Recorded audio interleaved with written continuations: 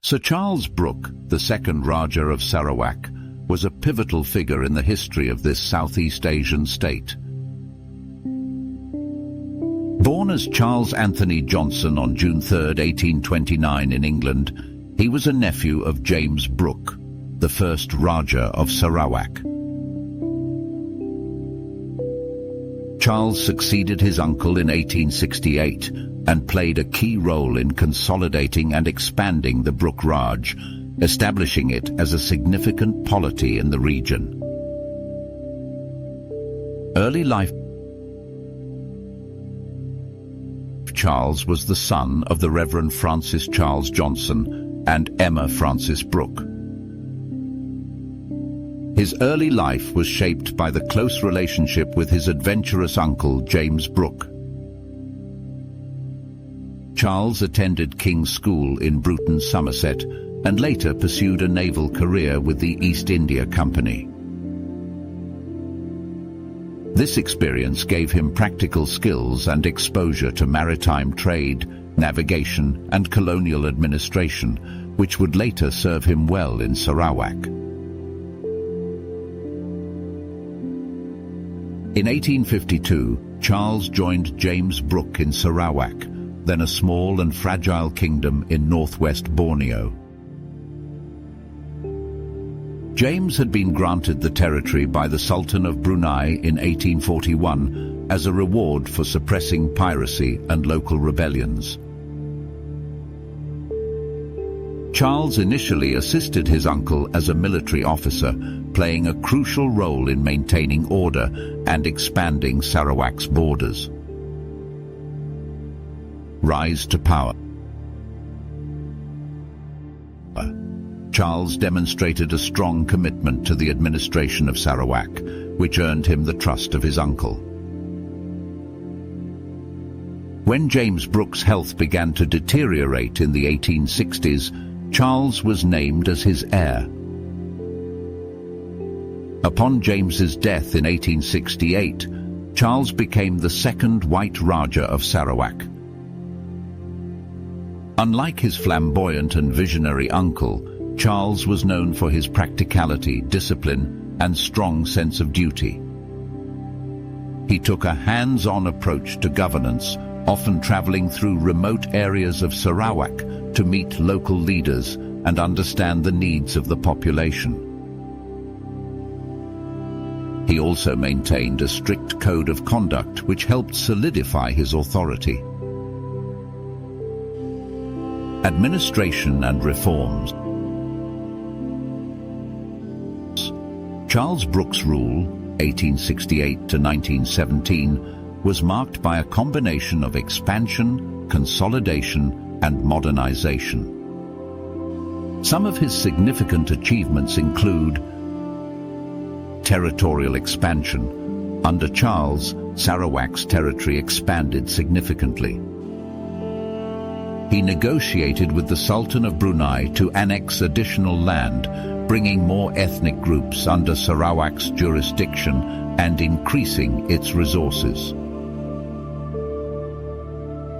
Infrastructure development. Charles introduced several reforms to modernize Sarawak. He built roads, improved river transport, and established a telegraph system to improve communication. These changes helped integrate Sarawak's diverse regions.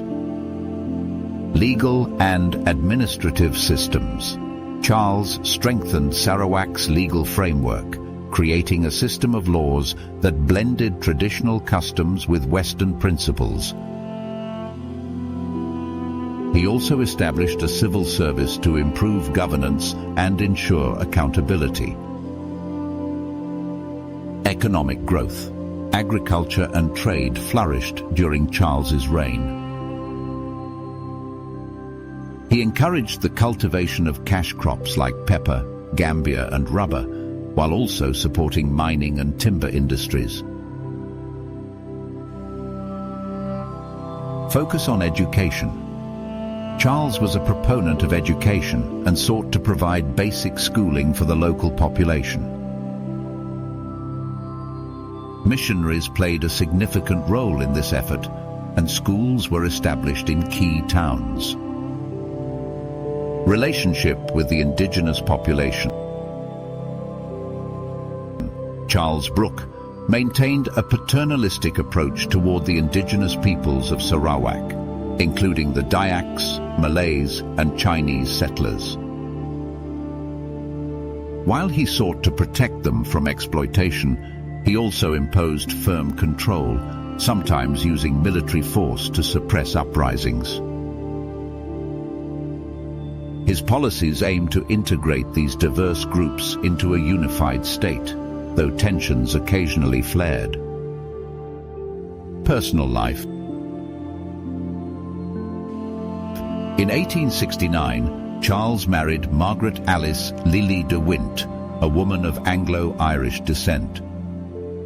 She became known as Rani Margaret of Sarawak and played an active role in promoting Sarawak's culture and development. The couple had 6 children, ensuring the continuity of the Brooke dynasty. Later years and legacy. Charles ruled Sarawak for nearly half a century, abdicating in favor of his son, Charles Vyner Brooke, in 1917. He retired to England and spent his final years in Somerset, where he died on May 17, 1917. Charles Brooke's legacy is complex. He is remembered as a firm but fair ruler who laid the foundation for Sarawak's stability and growth. However, his rule also reflected the broader dynamics of colonialism, with its inherent power imbalances and cultural impositions. Despite the Brooke dynasty ending with the Japanese occupation of Sarawak during World War II, Charles Brooke's contributions to the state's development remain an integral part of its history.